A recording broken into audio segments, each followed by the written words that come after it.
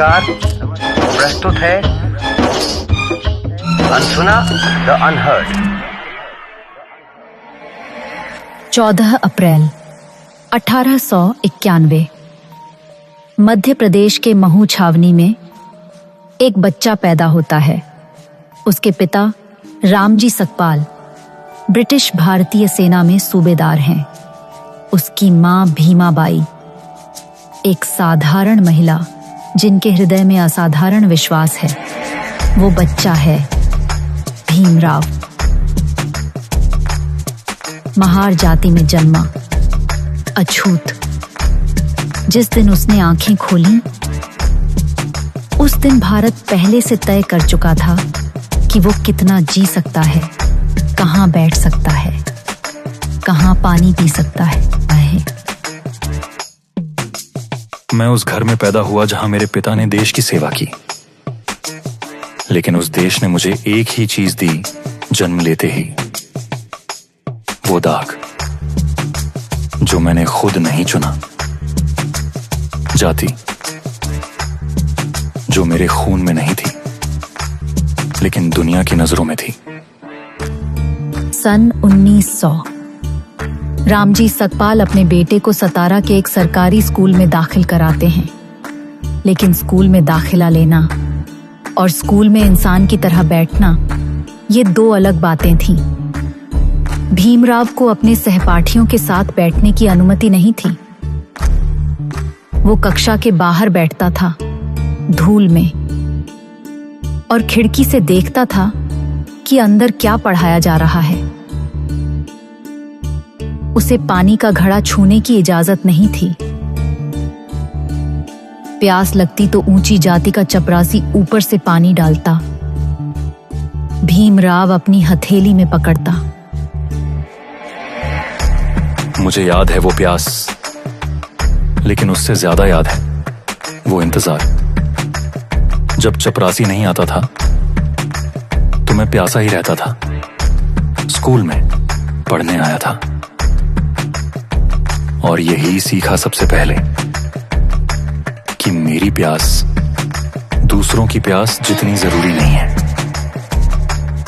लेकिन मैं गया, रोज गया, क्योंकि पिता ने कहा था किताबें तुम्हारी जात नहीं देखती।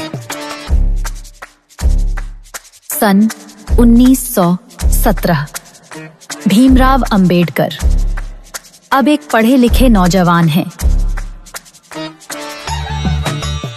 कोलंबिया विश्वविद्यालय से अर्थशास्त्र में MA कर चुके हैं। बड़ौदा के गायकवाड़ महाराज ने उन्हें पहले छात्रवृत्ति दी थी। शर्त थी, पढ़कर वापस आओ और राज्य की सेवा करो। वो वापस आए। उन्हें सैन्य सचिव का पद मिला। लेकिन बड़ौदा में कोई भी हिंदू उन्हें किराए पर घर नहीं देना चाहता था। वो पारसी सराय में रहे, झूठ बोलकर, नाम बदलकर। जब पता चला कि वो महार हैं, उन्हें वहां से भी निकाल दिया गया। मैं कोलंबिया में पढ़ा था, जहां कोई नहीं पूछता था मेरी जाति। वहां मैं सिर्फ एक इंसान था, एक विद्यार्थी। फिर मैं भारत लौटा और भारत ने मुझे याद दिलाया कि यहां तुम पहले अछूत हो, बाद में इंसान।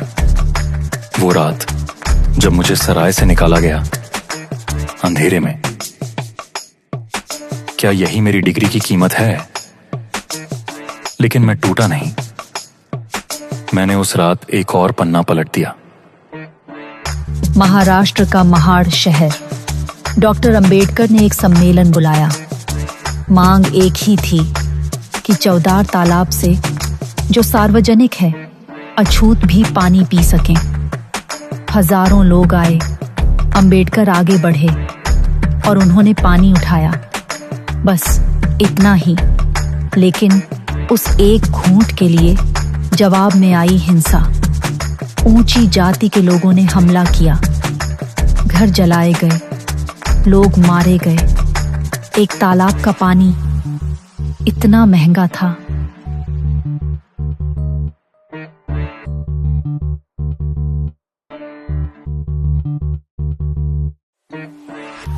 मैंने वो पानी पिया, सिर्फ इसलिए नहीं कि मुझे प्यास थी। मैंने पिया क्योंकि वो हमारा हक था, एक इंसान के रूप में। उस दिन मैंने पूरी दुनिया को दिखाया कि जो पानी तुम हमें हजारों साल से रोक रहे हो, वो हम लेकर रहेंगे, क्योंकि इस धरती पर जन्मे हर इंसान का अधिकार है कि वो प्यासा न मरे। 1946 भारत आजादी की कगार पर है। अंबेडकर को संविधान सभा की मसौदा समिति का अध्यक्ष बनाया जाता है। वो बीमार हैं, डायबिटीज, आंखों की रोशनी कम हो रही है, लेकिन वो रातों को जागते हैं। 300 से ज्यादा बैठकें, 2000 से ज्यादा संशोधन। हर अनुच्छेद में उन लाखों लोगों की आवाज है जिनकी आवाज कभी सुनी नहीं गई। वो संविधान एक किताब नहीं थी, वो एक वादा था उन सब से जो सदियों से इंतजार कर रहे थे। मैंने हर शब्द सोचकर लिखा। जब मैंने समता लिखा, मेरे सामने वो बच्चा था जो कक्षा के बाहर धूप में बैठकर पढ़ता था। जब मैंने स्वतंत्रता लिखा, मेरे सामने थी वो रात जब मुझे सराय से निकाला गया था। जब मैंने बंधुता लिखा, मेरे सामने थे वो सब लोग जो आज भी अदृश्य हैं। यह संविधान मेरी प्रतिशोध की किताब नहीं है, यह मेरी उम्मीद की किताब है। इसे पढ़ो, इसे जियो। 6 दिसंबर 1956 बौद्ध धर्म ग्रहण करने के महज 7 हफ्ते बाद अंबेडकर अपनी नींद में ही चले गए। मैं जानता था मेरे पास वक्त कम है, लेकिन मैंने हर पल जिया पूरी तरह।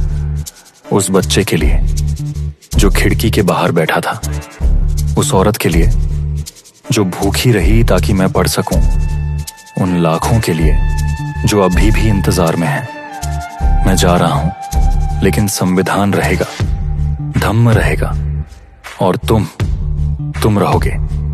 बस एक बात याद रखना, शिक्षित करो, संगठित करो, संघर्ष करो, क्योंकि आजादी मांगने से नहीं मिलती, वो जीनी पड़ती है। वो चले गए, लेकिन वो अनसुने नहीं थे। आज हर वो बच्चा जो स्कूल जाता है, हर वो इंसान जो वोट डालता है, हर वो औरत जो अपने अधिकार मांगती है, वो सब अंबेडकर की भाषा में बोलते हैं।